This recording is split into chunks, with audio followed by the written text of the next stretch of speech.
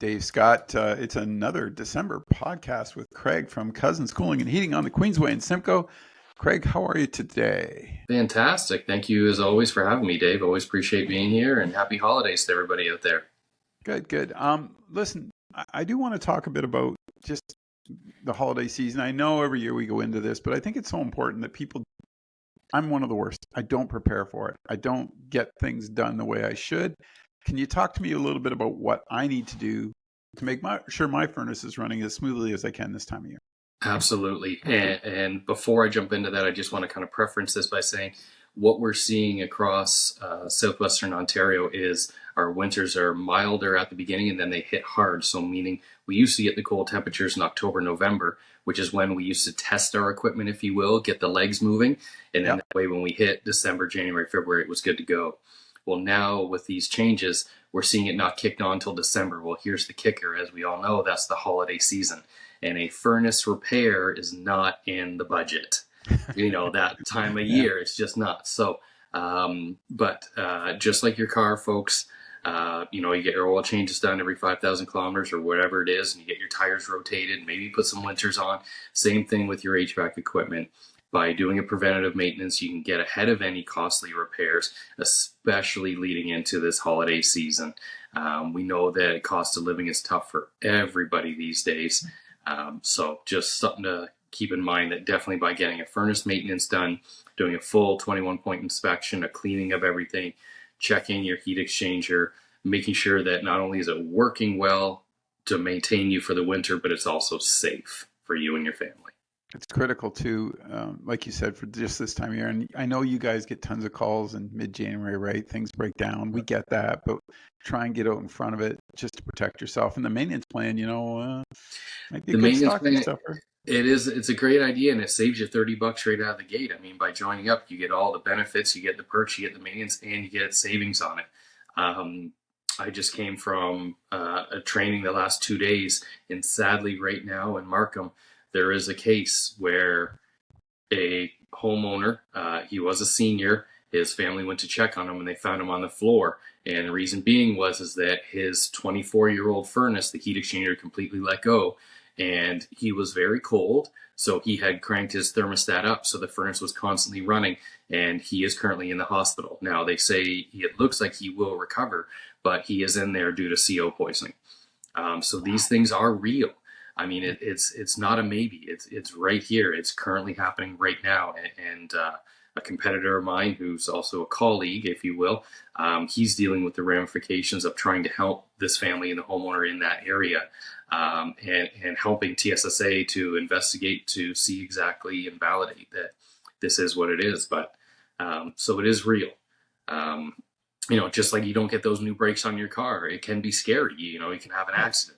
Same again with your HVAC equipment. If it's not serviced properly, heaven forbid something happens. But the other thing with the service too, folks, is that it's going to save you long term, because, by getting that, the whole point of the maintenance is make sure it's safe, make sure it's in good working order, but also extend the life of the equipment. We take care of it for you. We look after it. We make sure that it's clean, that it's running well, that it's healthy, that, the oil is changed, if you will. So, the whole theory is not only to, make sure your equipment's good and save you a couple of bucks, but also prolong the life. I think too, just prolong the life. And I think too, we've often talked about it, just save that little bit of money.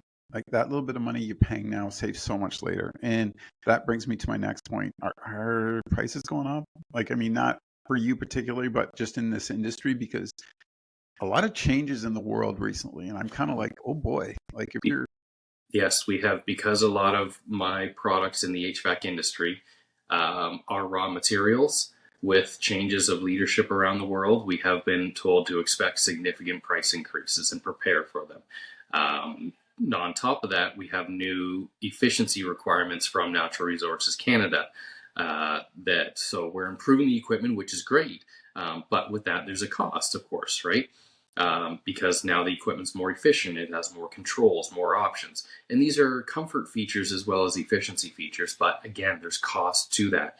When you compound those increased efficiencies, new leadership around the globe with, the threat of looming taxation and tariffs and things of that nature, and then on top of that, what it comes down to, I've already seen my price list for next year from my suppliers, and yes, they have a substantial. There right now, it's about a 14 to 16% increase, which Oh, is wow. something we have not seen in over 10 years in this industry. And part of that is, like I say, it's three different things: increased efficiencies, new refrigerant mandates for air conditioners, which require more safety measures because it's now moderately flammable. And that's a conversation we'll have in the spring and get into that.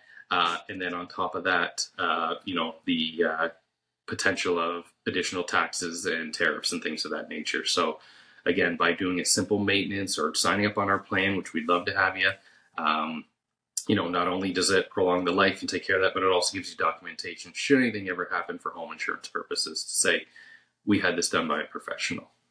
I want to wrap up 2024 with something positive, because I know you recently, and we touched base on this last month with the Alzheimer's Association.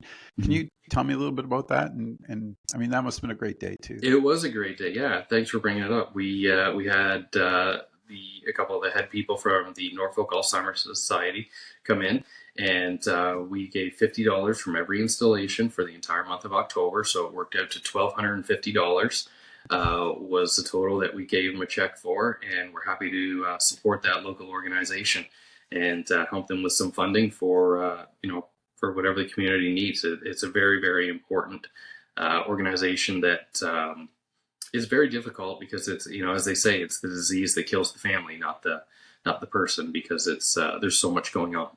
So, but yes, it was a great day. We're really proud as a team to be able to do that for everybody.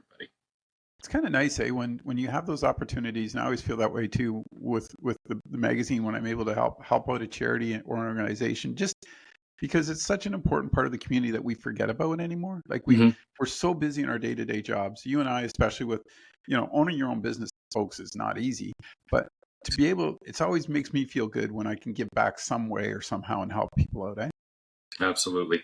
It does. And I mean, and not only for me as the owner, but my whole team, Yep. we've, it's something that we, take pretty seriously every year and look forward to doing our random act of kindness. And we all as a team kind of crunch down to make sure that we can do the biggest offer that we can to whatever, organization we help support, or, local community member, whatever it may be. And yeah, it's a fantastic feeling. And, to see the look on the faces of the people at the Alzheimer's Society, it's like, as she said, the one lady said, she goes, I think you're only our third or fourth ever private donation like this. Like she goes, Really? we get donations all the time, but there's, and she goes, we love them, but they're small, whatever people can afford at the time. Right. But something, to this magnitude, she's like, this is only the third or fourth time in the history of our organization that we've had a private funding where somebody said, hey, we're going to run this, and whatever we get, it's all yours. So cool. And sadly, as you know, Dave, there's many other great organizations around here that are also underfunded. So that's why, hopefully we look forward to another one, and we'll find something that we can help. When we talk in January too, I want to take a quick moment, because some of the topics we touched on this year were really important. And I think I kind of want to look back, if you feel up to that, and just sort of hit some main points, because I think what we've been able to do with your show is educate people on everything HVAC related, and just talk about community, which I think is important, and even staffing, and just how working together can be such an important moment. And I think in the coming few years, we're going to need to do this a lot more to work together. Strongly agree. Agree. You and your family have a very safe and happy Christmas. Okay. Take care, and all your staff as well. And thanks for doing this. Thanks so much, Dave. And again, it's always a pleasure being here, and I really appreciate you having me on. Thanks. Happy holidays, everybody.